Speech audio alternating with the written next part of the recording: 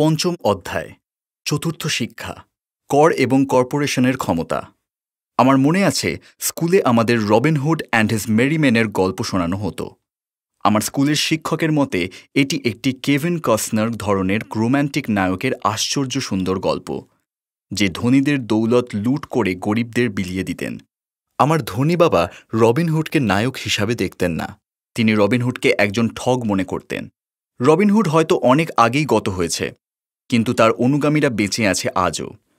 এখনও আমি প্রায়ই লোকেদের বলতে শুনি, এর জন্য ধনীরা পয়সা দেবে না কেন, অথবা ধনীদের করের মাধ্যমে আরও পয়সা দেওয়া উচিত আর সেটা গরিবদের মধ্যে ভাগ করে দেওয়া উচিত। এই রবিনহুডের ধারণাটা অথবা ধনীদের কাছ থেকে নিয়ে গরিবদের বিলিয়ে দেবার ধারণাটাই গরিব আর মধ্যবিত্ত শ্রেণীর দুঃখের কারণ। রবিনহুডের এই আদর্শের জন্যই মধ্যবিত্ত শ্রেণীকে এত কর দিতে হয়।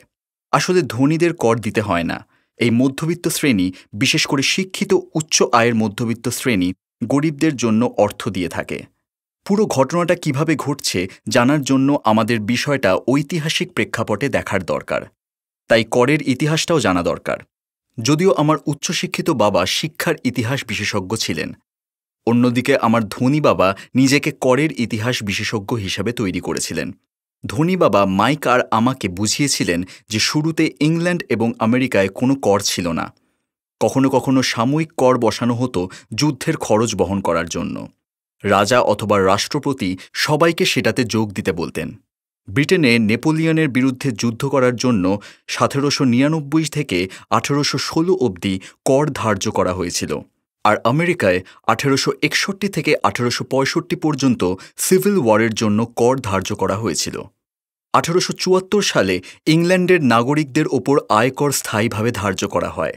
1913 সালে আমেরিকা যুক্তরাষ্ট্রের সংবিধানের 16তম সংশোধনের পর আয়কর স্থায়ী রূপ নিয়েছিল। একসময় আমেরিকাবাসীরা ট্যাক্সের বিপক্ষে ছিল। চায়ের ওপর অত্যাধিক করই বস্টন হারবারের বিখ্যাত টি পার্টির কারণ। এটি এমন একটি ঘটনা যা পরে রেভলিউশনারি ওয়ারের আগুন প্রজ্বলিত করেছিল।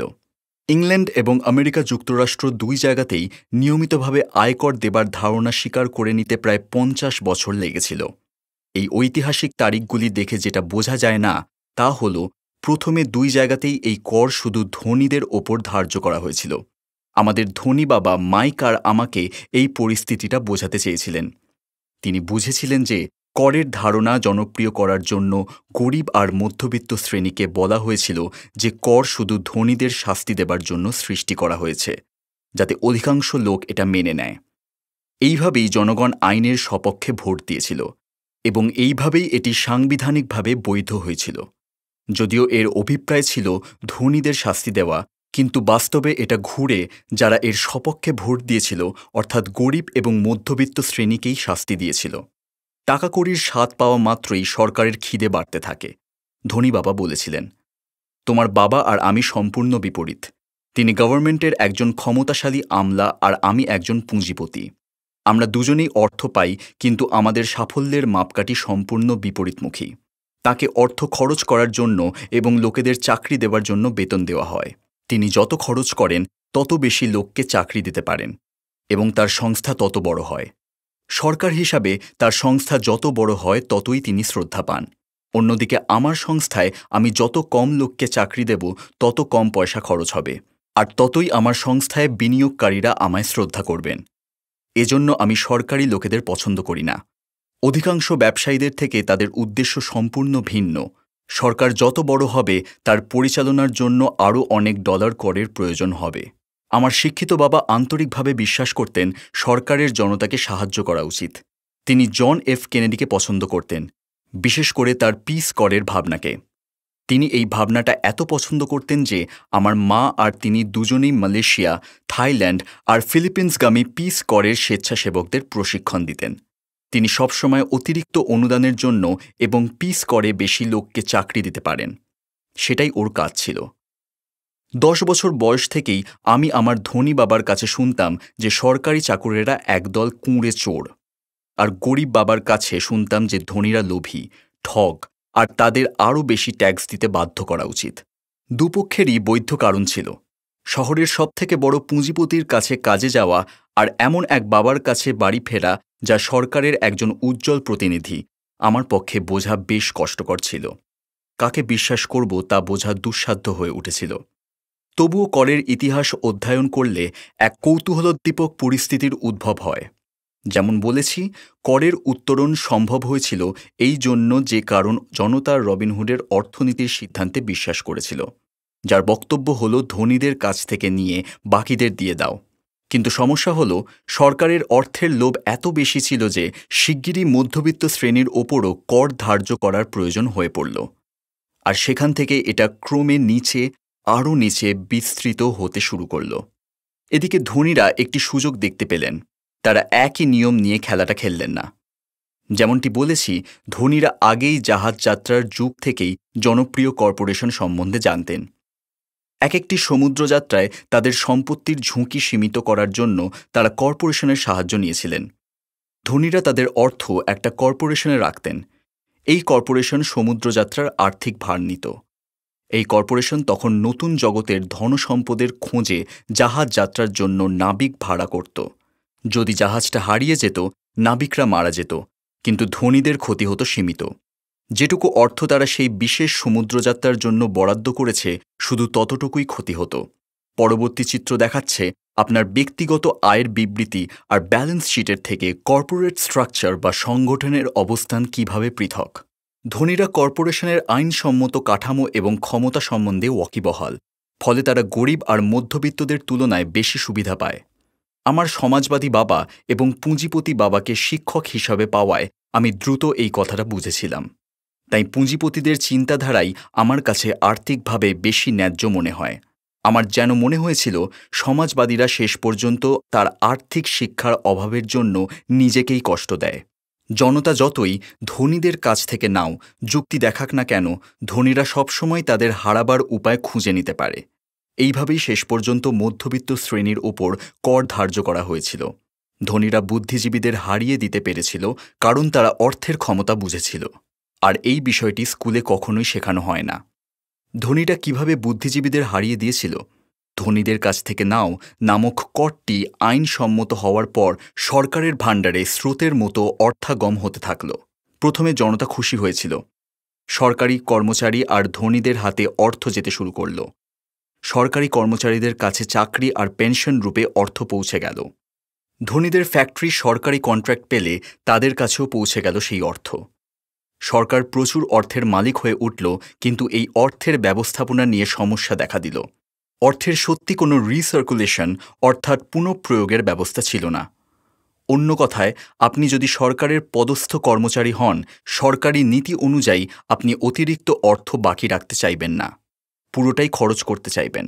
কারণ আপনি যদি আপনার জন্য নির্ধারিত অর্থ খরচ করতে সক্ষম না হন, তাহলে পরের বাজেটে এই অর্থ হারাবার ঝুঁকি থাকবে। আপনাকে কোনো মতেই যোগ্য বলে মনে হবে না। অথচ ব্যবসায়ীরা অতিরিক্ত অর্থ সংরক্ষণ করতে পারলে তারা পুরস্কৃত হয় এবং যোগ্য বলে পরিগণিত হয়।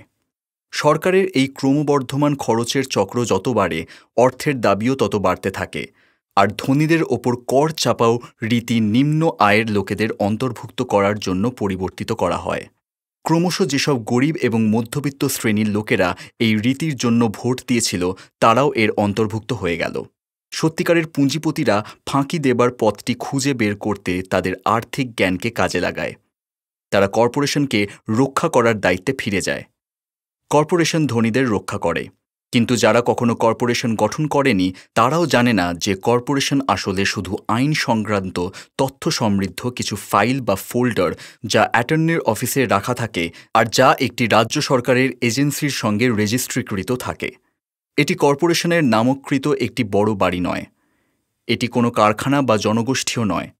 কর্পোরেশন শুধুই একটি আইনসম্মত আত্মহীন একটি ভাণ্ডার, যাতে ধনীদের ধন সুরক্ষিত থাকে। স্থায়ী আয়ের আইন জারি করার পর আবার একবার কর্পোরেশনের ব্যবহার জনপ্রিয় হয়, কারণ কর্পোরেশনের তুলনায় ব্যক্তিবিশেষকে বেশি কর দিতে হয়। উপরন্তু, যেমনটি আগে বর্ণনা করা হয়েছে, কর দেওয়ার আগেই কর্পোরেশনের পরিধি থেকে ডলার মারফত কিছু ব্যয়ভার বহন করা যায়। ধনী আর দরিদ্রের মধ্যে এই দ্বন্দ্ব কয়েকশো বছর ধরে চলছে। এটা ধনীদের কাছ থেকে নাও বনাম ধনীদের লড়াই। যেখানে আইন তৈরি করা হয়েছে, এই যুদ্ধ লেগেছে। এই যুদ্ধ চলতেই থাকবে অনন্তকাল। সমস্যা হলো এই যুদ্ধে যারা হারছে তারা এই বিষয়ে ওয়াকিবহাল নয়। যারা প্রতিদিন সকালে ওঠেন আর অধ্যাবসায়ের সঙ্গে কাজে যান আর কর দেন, তারা যদি বুঝতেন ধনীরা কি করে এ খেলা খেলছে, তারাও তো এটা খেলতে পারতেন। তাহলে তারা নিজেদের আর্থিক স্বাধীনতা খুঁজে পেতেন। তাই যখন বাবা মা তাদের সন্তানদের স্কুলে যাবার উপদেশ দেন যাতে তারা একটি নিশ্চিত নিরাপদ চাকরি পেতে পারে, আমি সেসব কথা শুনে শিউরে উঠি। যে কর্মচারীর নিশ্চিত নিরাপদ চাকরি আছে কিন্তু আর্থিক বিষয়ে সাধারণ জ্ঞান নেই, তার মুক্তি নেই। আজকের দিনে সাধারণ আমেরিকাবাসী ৫ থেকে ৬ মাস সরকারের জন্য কাজ করেন যাতে তারা কর দিতে পারেন। আমার মতে এটি এক দীর্ঘ মেয়াদ। আপনি যত বেশি পরিশ্রম করবেন, সরকারকে তত বেশি কর দেবেন। তাই আমার বিশ্বাস ধনীদের কাছ থেকে নাও এই ধারণাটার যারা সমর্থন করেছিলেন তাদেরই উল্টে ক্ষতি হয়েছে। লোকেরা যতবার ধনীদের শাস্তি দিতে চেয়েছে তারা তা মোটেই মেনে নেননি, বরং প্রতিক্রিয়া দেখিয়েছেন। তাদের কাছে অর্থ আছে, ক্ষমতা আছে এবং পরিস্থিতি পরিবর্তনের ইচ্ছে আছে। তারা বসে বসে ইচ্ছাকৃতভাবে বেশি ট্যাক্স দিতে রাজি নন। তারা তাদের করের বোঝা লাঘব করার পথ খোঁজেন। তারা বুদ্ধিমান উকিল আর অ্যাকাউন্ট্যান্ট রাখেন আর আইন পরিবর্তন করা বা বৈধভাবে কর পরিহার করার পন্থা খুঁজে বার করতে রাজনৈতিক নেতাদের প্ররোচিত করেন। তাদের এই পরিবর্তন কার্যকর করার মতো ক্ষমতা আছে। আমেরিকা যুক্তরাষ্ট্রের কর কোড অনুসারে কর বাঁচাবার আরও উপায় আছে। এই উপায়গুলি সবার জন্য সহজলভ্য, কিন্তু শুধুমাত্র ধনীরাই, যারা নিজের কাজের প্রতি মনোযোগ দেয়, তারাই এই উপায়গুলির খোঁজ করে। উদাহরণস্বরূপ, 1031 শব্দটি ইন্টারনাল রেভিনিউ কোডের ধারা 1031 সংক্ষিপ্ত রূপ। যদি কেউ অপেক্ষাকৃত ছোট রিয়েল এস্টেটের বিনিময়ে দামি রিয়েল এস্টেট কিনে লাভ করতে চায়, সেই বিক্রেতাকে সরকার দেরি করে কর পরিশোধের সুযোগ দেয়। রিয়েল এস্টেট এমন এক বিনিয়োগ যেখানে ট্যাক্সে সাশ্রয়ের বেশ কিছু সুযোগ পাওয়া যায়। আপনি যত বেশি দামি সম্পত্তি কিনতে থাকবেন, আপনার লাভের ওপর কোনো ট্যাক্স দিতে হবে না, যতক্ষণ না আপনি পুরোটা নগদে পরিণত করছেন। যারা আইনানুগ পদ্ধতিতে ট্যাক্স বাঁচানোর সুযোগ নেয় না, তারা সত্যিই তাদের সম্পত্তি বৃদ্ধির সুবর্ণ সুযোগ থেকে নিজেদের বঞ্চিত করছেন। গরিব আর মধ্যবিত্তদের রোজগারের সংস্থান এইরকম হয় না। তারা বসে থাকে আর সরকারের হাতে ছুঁচ বিধিয়ে রক্তদান আদায় সুযোগ দেয়। আজ যারা সরকারের ভয়ে প্রচুর কর দেন অথবা কর ছাড়ের খুবই কম সুযোগ নেন, তাদের দেখে আমি বড়ই অবাক হই। আমি ভালোভাবেই জানি সরকারি কর এজেন্ট কি ভয়ঙ্কর আর আতঙ্কজনক হতে পারেন। আমার এমন বেশ কিছু বন্ধু ছিলেন যারা ব্যবসা বন্ধ করে দিতে বাধ্য হয়েছেন, অথবা যাদের ব্যবসা বন্ধ হয়ে গিয়েছে অথচ পরে তারা জেনেছেন যে দোষটা ছিল সরকারের। আমি সব বুঝি, কিন্তু সেই আতঙ্কের মূল্যস্বরূপ জানুয়ারি থেকে মে মাসের মাঝামাঝি পর্যন্ত কাজে কঠোর পরিশ্রম করাটা একটু মহার্ঘ হয়ে যায়। আমার গরিব বাবা কখনো এর বিরুদ্ধে লড়াই করেনি, আমার ধনী বাবাও করেননি, কিন্তু তিনি আরও চতুরভাবে খেলাটা খেলতেন। তিনি ধনীদের সবথেকে বড় গোপন রহস্য কর্পোরেশনের মাধ্যমে করেছিলেন। আপনাদের হয়তো মনে আছে আমার ধনী বাবার কাছ থেকে আমি প্রথম কী শিক্ষা পেয়েছিলাম। আমার মতন একটা ৯ বছরের বালককে তার সঙ্গে কথা বলার সুযোগ পাওয়ার জন্য দীর্ঘ অপেক্ষা করতে হয়েছিল। আমি প্রায়ই তার প্রতীক্ষায় অফিসে বসে থাকতাম। তিনি ইচ্ছাকৃতভাবে আমাকে এড়িয়ে যেতেন। তিনি চাইতেন আমি তার ক্ষমতা উপলব্ধি করি এবং আমি একদিন এই ক্ষমতাকে নিজের কাঙ্ক্ষিত বস্তু করে তুলি। আমি ওর কাছে যতদিন জ্ঞান লাভ করেছি আর শিখেছি, উনি সব সময় আমায় মনে করিয়ে দিয়েছেন যে জ্ঞানই আসল ক্ষমতা, আর অর্থের সঙ্গে যে বিরাট ক্ষমতা জড়িত সেটা সুরক্ষিত রাখার জন্য, তা বাড়াবার জন্য যথার্থ জ্ঞানের প্রয়োজন। নইলে পৃথিবী আপনাকে অনবরত ধাক্কা দিতে থাকবে। ধনী বাবা আমাকে আর মাইককে সবসময় মনে করিয়ে দিতেন যে সবথেকে বড় উৎপীড়ক আপনার বস অথবা সুপারভাইজার নয়, ট্যাক্সের লোকেরা সবসময় বেশি নেবে। প্রথম পাঠ ছিল ক্ষমতা মানেই অর্থের জন্য কাজ করার বদলে অর্থকে দিয়ে আপনার জন্য পরিশ্রম করানো। আপনি যদি অর্থের জন্য কাজ করেন, ক্ষমতাটা আপনার মালিককে দিয়ে দেন। আপনি যদি অর্থকে দিয়ে নিজের জন্য কাজ করান, আপনি ক্ষমতা নিয়ন্ত্রণে রাখেন। অর্থের ক্ষমতা আমাদের জন্য কাজ এই পাঠ শেখানোর পর উনি চেয়েছিলেন আমাদের আর্থিকভাবে বুদ্ধিমান করতে, যাতে উৎপীড়করা আমাদের আঘাত না দিতে পারে। আইন এবং আইনের প্রণালী কিভাবে কাজ করে তা আপনার জানা প্রয়োজন। আপনি যদি বিষয়টি সম্বন্ধে না জানেন, সহজেই উৎপীড়িত হবেন। আর আপনি যদি জানেন যে আপনি কী বিষয়ে কথা বলছেন, আপনার লড়াই করার একটা সুযোগ থাকে। এজন্যই তিনি বুদ্ধিমান উকিল আর অ্যাকাউন্টেন্টদের মোটা বেতন দিতেন। তাদের বেতন দেওয়া সরকারকে অর্থ প্রদানের চেয়ে কম খরচ সাপেক্ষ। উনি আমায় সবচেয়ে সেরা যে কথাটি শিখিয়েছিলেন সেটি হল, বুদ্ধিমান হও, তাহলে তোমাকে চারপাশ থেকে এত ধাক্কা খেতে হবে না। কথাগুলি আমি আমার জীবনের বেশিরভাগ ক্ষেত্রে ব্যবহার করেছি। তিনি আইন জানতেন, তিনি আইন মেনে চলা নাগরিক ছিলেন। তিনি জানতেন যে আইন সম্বন্ধে অজ্ঞতা খরচ সাপেক্ষ ব্যাপার। তুমি যদি জানো তুমি নির্ভুল, তাহলে লড়তে ভয় পাবে না। যদি রবিনহুড আর তার মেরিমেনদের সঙ্গে লড়াই করতে হয়, তাহলেও ভয় পাবে না। আমার উচ্চশিক্ষিত বাবা আমাকে সবসময় একটা মজবুত সংগঠনে ভালো চাকরি খুঁজতে উৎসাহ দিতেন। তিনি কাজ করতে করতে কর্পোরেটের সিঁড়ি বেয়ে ওপরে ওঠার নৈতিক উৎকর্ষতা সম্বন্ধে বলতেন। তিনি বুঝতেন না যে বেতনের ভরসায় শুধুমাত্র একজন কর্পোরেট মালিকের উপর নির্ভরশীল থাকলে শিগগিরই আমি দুধ দিতে প্রস্তুত এক নিরীহ গরুতে পরিণত হব।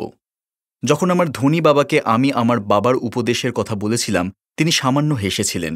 সিঁড়িটারই মালিক হয়ে যাও না, তিনি এইটুকুই বলেছিলেন। অল্প বয়সে আমি বুঝতে পারিনি যে কর্পোরেশনের মালিক হয়ে যাওয়া বলতে ধনী বাবা কি বলতে চেয়েছেন। এটি এমন এক চিন্তা যা অসম্ভব এবং ভয়ঙ্কর মনে হয়েছিল, যদিও এই ভাবনাটায় আমি উত্তেজিত হয়ে উঠেছিলাম। আমার কৈশোরে আমি এমন সম্ভাবনার কল্পনাও করতে পারতাম না যেখানে আমি কোম্পানির মালিক আর বড়রা আমার জন্য কাজ করছেন। কথা হচ্ছে, যদি আমার ধনী বাবা না থাকতেন, আমি হয়তো আমার শিক্ষিত বাবার উপদেশই মেনে নিতাম। আমার ধনী বাবার মাঝে মাঝে মনে করিয়ে দেওয়াটা আমার নিজের কর্পোরেশনের মালিক হবার ভাবনাটা জিইয়ে রেখেছিল আর আমাকে অন্য পথে পরিচালিত করেছিল। 15-16 বছর বয়সে পৌঁছে বুঝলাম যে আমি আমার শিক্ষিত বাবার নির্দেশিত পথে এগোব না। আমি কিভাবে সেটা করতে পারবো জানতাম না, কিন্তু আমার নিজের সিদ্ধান্তই আমার জীবন বদলে দিয়েছিল। মধ্য 20-তে পৌঁছনোর পরই আমি আমার ধনী বাবার উপদেশের সঠিক অর্থ বুঝতে শুরু করেছিলাম। আমি তখন সবে মেরিন ক্যারোস ছেড়ে জেরক্সের জন্য কাজ শুরু করেছিলাম। আমি প্রচুর অর্থোপার্জন করছিলাম, কিন্তু যখনই আমার বেতনের চেকটা দেখতাম হতাশ হতাম। কেটে নেওয়া পরিমাণটা এত বেশি, আর আমি যত বেশি কাজ করছি বাদ দেওয়া অর্থের পরিমাণটা যেন ততই বেড়ে যাচ্ছে। যখন আমি আরও সফল হলাম, আমার বস আমার পদোন্নতি আর বেতন বাড়ার কথা বললেন। কথাগুলো শুনে খুব খুশি হলাম, কিন্তু আমি শুনতে পেলাম আমার ধনী বাবা আমায় কানে কানে যেন জিজ্ঞাসা করছেন, তুমি কাদের জন্য কাজ করছো? তুমি কাদের ধনী করছো? 1974 সালে তখনও আমি জেরক্সের কর্মচারী। আমার প্রথম কর্পোরেশন গঠন করলাম এবং নিজের কাজ নিজে দেখা শুরু করলাম। আমার সম্পত্তির তালিকায় আগেই কিছু সম্পত্তি ছিল, কিন্তু আমি এখন স্থির করলাম আমি এর বৃদ্ধিতে মনোনিবেশ করব। ওই টাকা ছাড়া বেতনের চেকগুলোই আমার ধনী বাবার এত বছরের উপদেশের সম্পূর্ণ অর্থ বুঝিয়ে দিল। আমি আমার শিক্ষিত বাবার উপদেশ মেনে চললে আমার ভবিষ্যৎ কী হবে তা স্পষ্ট দেখতে পাচ্ছিলাম। অনেক মালিক মনে করেন যে কর্মচারীদের নিজের কাজে মন দেওয়ার উপদেশ দেওয়া তাদের নিজেদের ব্যবসায়ের পক্ষে ক্ষতিকর। কোনো কোনো ব্যক্তির জন্য এটা নিশ্চয়ই সত্যি হতে পারে, কিন্তু আমার ক্ষেত্রে আমার নিজের কাজের দিকে মনোসংযোগ করা এবং নিজের সম্পত্তি গড়ে তোলা আমাকে আরও ভালো এক কর্মচারী করে তুলল। আমার এখন একটা উপদেশ আছে, আমি তাড়াতাড়ি কাজে যাই আর অধ্যাবসায়ে সহকারে কাজ করি। যথাসম্ভব অর্থ সঞ্চয় করি যাতে আমি রিয়েল এস্টেটে বিনিয়োগ করতে পারি।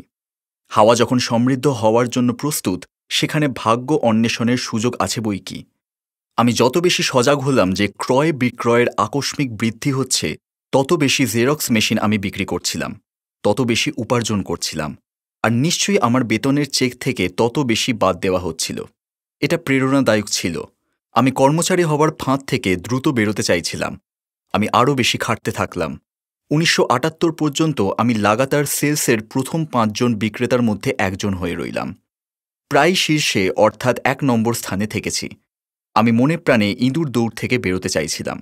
3 বছরেরও কম সময়ের মধ্যে আমি আমার নিজের ছোট কর্পোরেশন, অর্থাৎ একটা রিয়েল এস্টেট হোল্ডিং কোম্পানি থেকে আমার জেরক্সের রোজগারের তুলনায় বেশি রোজগার করতে লাগলাম।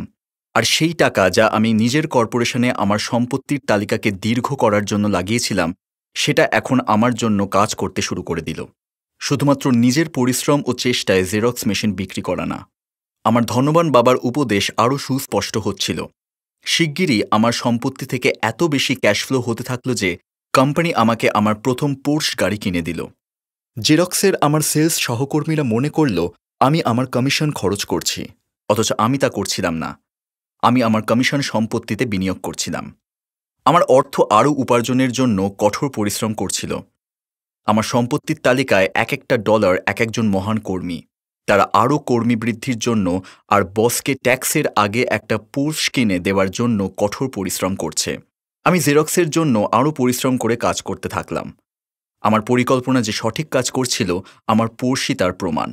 ধনবান বাবার কাছ থেকে শেখা জ্ঞান ব্যবহার করে আমি খুব অল্প বয়সে কর্মচারীর কুখ্যাত ইঁদুর দৌড় থেকে বেরিয়ে আসতে পেরেছিলাম। এটা সম্ভব করেছিল এই শিক্ষাগুলো থেকে প্রাপ্ত দৃঢ় আর্থিক জ্ঞান। এই আর্থিক জ্ঞান, অর্থাৎ আমার ভাষায় অর্থগত আইকিউ না থাকলে আমার আর্থিক স্বাধীনতার পথ আরও অনেক কঠিন হতো। আমি এখন অর্থ সংক্রান্ত সেমিনারের মাধ্যমে অন্যদের শেখাই। আশা করি আমার জ্ঞান আমি তাদের সঙ্গে ভাগ করে নিতে পারব। আমার বক্তৃতায় সকলকে মনে করিয়ে দিই যে প্রধানত 4টি বিষয় জ্ঞান দিয়ে গঠিত এই অর্থগত অর্থাৎ ফিনান্সিয়াল আইকিউ। 1 নম্বর অ্যাকাউন্টিং, যাকে আমি বলি আর্থিক সাক্ষরতা বা জ্ঞান। আপনি যদি সাম্রাজ্য গড়তে চান, এটি একটি অত্যাবশ্যক দক্ষতা। আপনার হাতে যত বেশি পয়সার দায়িত্ব থাকবে, আপনাকে ততই বেশি নিখুঁত হতে হবে, তা না হলে ব্যর্থতা সুনিশ্চিত। এটা মগজের বাঁ দিক, অর্থাৎ বিস্তারিতভাবে দেখার দিক। আর্থিক সাক্ষরতা হচ্ছে আর্থিক বক্তব্য পড়তে এবং বুঝতে পারার ক্ষমতা। এই ক্ষমতা ব্যবসায় ক্ষমতা আর দুর্বলতা চিনে নেওয়ার সুযোগ দেয়। 2 নম্বর বিনিয়োগ, যাকে আমি বলি অর্থ দিয়ে আরও অর্থোপার্জনের বিজ্ঞান। এর সঙ্গে কৌশল, ফর্মুলা ইত্যাদি জড়িত। এটি মস্তিষ্কের ডান দিক, অর্থাৎ সৃজনশীল দিক। 3 নম্বর বাজারের ধাত বোঝা। এটি সরবরাহ, সাপ্লাই আর চাহিদার ডিমান্ড বিজ্ঞান। আপনার বাজারের প্রযুক্তির দিকটা জানা প্রয়োজন, যা সাধারণত আবেগতাড়িত থাকে। 1996 ক্রিসমাসে টিকল মি এলমো ডল একটি প্রযুক্তি বা আবেগচালিত বাজারের উদাহরণ। বাজারের অন্য দিকটা হচ্ছে বুনিয়াদি ব্যাপার, অর্থাৎ বিনিয়োগের বিষয়ে আর্থিক জ্ঞান, অর্থাৎ বর্তমান বাজারের পরিপ্রেক্ষিতে বিনিয়োগের কোনো অর্থ আছে কিনা। অনেকে মনে করেন বিনিয়োগ আর বাজার বোঝা শিশুদের পক্ষে অত্যন্ত জটিল বিষয়। তাদের দৃষ্টি এড়িয়ে যায় যে শিশুরা সহজভাবে এইসব বিষয় জানে। যারা এলমো ডলের সঙ্গে পরিচিত নন, তাদের জন্য এটা একটা সিসেমে স্ট্রিটের চরিত্র, যার ক্রিসমাসের আগে শিশুদের মধ্যে ঘন ঘন প্রচার করা হয়েছিল। সব শিশুরাই এই খেলনা দাবি করেছিল। তাদের ক্রিসমাস তালিকায় ছিল এই পুতুল। অনেক বাবা মা ভেবে অবাক হচ্ছিলেন যে কোম্পানিরা কি ইচ্ছা করেই এই বস্তুটিকে বাজার থেকে সরিয়ে রেখেছে আর ক্রিসমাসের জন্য বিজ্ঞাপন দিয়ে যাচ্ছে। এত চাহিদার সঙ্গে সরবরাহ না থাকায় একটা আকস্মিক আতঙ্কের সৃষ্টি হয়েছিল। স্টোরে কোনো ডল না থাকায় দ্রুত লাভে বিক্রয়কারীর দল মরিয়া বাবা মার কাছ থেকে বেশি উপার্জনের সুযোগ দেখতে পেয়েছিল। যেসব হতভাগ্য বাবা মায়েরা ডল পাবেন না, তারা বাধ্য হবেন ক্রিসমাসের জন্য অন্য আরেকটা খেলনা কিনতে। টিকল মি এলমো ডলের অবিশ্বাস্য জনপ্রিয়তা আমার কাছে নিরর্থক মনে হয়, কিন্তু এটি সরবরাহ আর চাহিদার অর্থবিজ্ঞানের অভিনব উদাহরণ। একই ব্যাপার চলতে থাকে স্টক, বন্ড, রিয়েল এস্টেট আর বেসবল কার্ড এর বাজারেও। 4 নম্বর আইন। উদাহরণস্বরূপ, অ্যাকাউন্টিং বিনিয়োগ আর বাজারের কারিগরি দক্ষতা নিয়ে গঠিত একটি কর্পোরেশন অভাবনীয় বৃদ্ধিতে সহায়তা হতে পারে। যার কর্পোরেশনের কর্তৃক দেয় ট্যাক্সের সুবিধা আর সুরক্ষার জ্ঞান আছে, সে একটি ছোট ব্যবসার একমাত্র মালিক বা কর্মীর চেয়ে দ্রুত ধনী হতে পারে।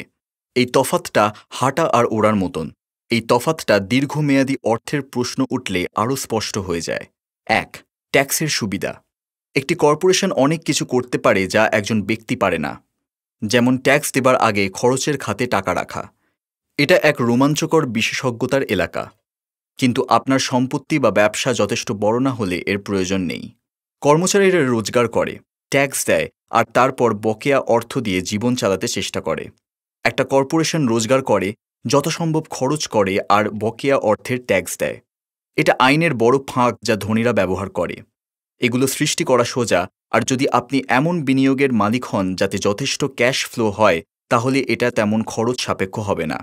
উদাহরণস্বরূপ, আপনি যদি নিজের কর্পোরেশনের মালিক হন, আপনার ছুটি কাটাবেন হাওয়াইয়ের বোর্ড মিটিংয়ে। গাড়ির দাম দেওয়া, ইন্স্যুরেন্স আর মেরামত সবই কোম্পানির খরচ। স্বাস্থ্য ক্লাবের সদস্যতা কোম্পানির খরচ। বেশিরভাগ রেস্টুরেন্ট খাবারের দামের একাংশ মাত্র দিতে হবে, এরকম অনেক কিছু। কিন্তু আইন মেনে কাজ করুন আর ট্যাক্স দেবার আগে ডলার দিয়ে করুন। 2. মামলা মোকদ্দমা থেকে সুরক্ষা। আমরা এক মামলাবাজ সমাজে বাস করি। প্রত্যেকেই আপনার কাজের লাভ চায়। ধনীরা তাদের সম্পত্তি পাওনাদারদের কাছ থেকে রক্ষা করার জন্য কর্পোরেশন এবং ট্রাস্টের সাহায্য নেয়, কেউ যদি একজন ধনী লোকের বিরুদ্ধে মামলা করে তাকে নানা আইনের কবচের স্তর ভেদ করতে হয় এবং প্রায় দেখা যায় যে ধনী ব্যক্তিটি আসলে কিছুরই মালিক নয়। তারা সবকিছু নিয়ন্ত্রণ করে কিন্তু কিছুরই মালিক নয়। গরিব আর মধ্যবিত্ত শ্রেণী সব জিনিসের মালিক হতে চায়।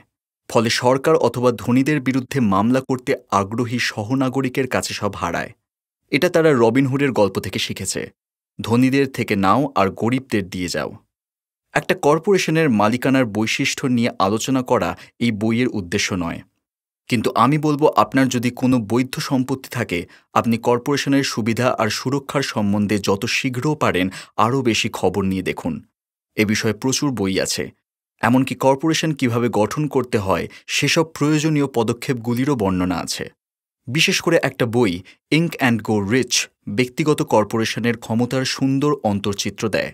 আর্থিক আইকিউ অর্থাৎ নানা দক্ষতা আর গুণের সংমিশ্রণ। কিন্তু আমি বলবো এটা উপরোক্ত 4টি প্রয়োজনীয় দক্ষতার সমাবেশ যা প্রাথমিক আর্থিক জ্ঞান তৈরি করে। আপনি যদি প্রচুর ধনবানের উচ্ছ্বাসা রাখেন এই দক্ষতাগুলোর সংমিশ্রণ অনেকাংশে আপনার আর্থিক জ্ঞান বৃদ্ধি করবে। সংক্ষেপে, ধনী যাদের কর্পোরেশন আছে: 1. আয় করে, 2. খরচ করে, 3. ট্যাক্স দেয়। জনতা যারা কর্পোরেশনের জন্য কাজ করে: 1. আয় করে, 2. ট্যাক্স দেয়, 3. খরচ করে। আপনার সর্বাঙ্গীন আর্থিক কর্মকৌশল সম্বন্ধে আমরা দৃঢ়ভাবে পরামর্শ দিচ্ছি নিজের কর্পোরেশনের মালিক হয়ে উঠুন এবং আপনার সম্পত্তিকে সেই কবচে সুরক্ষিত রাখুন।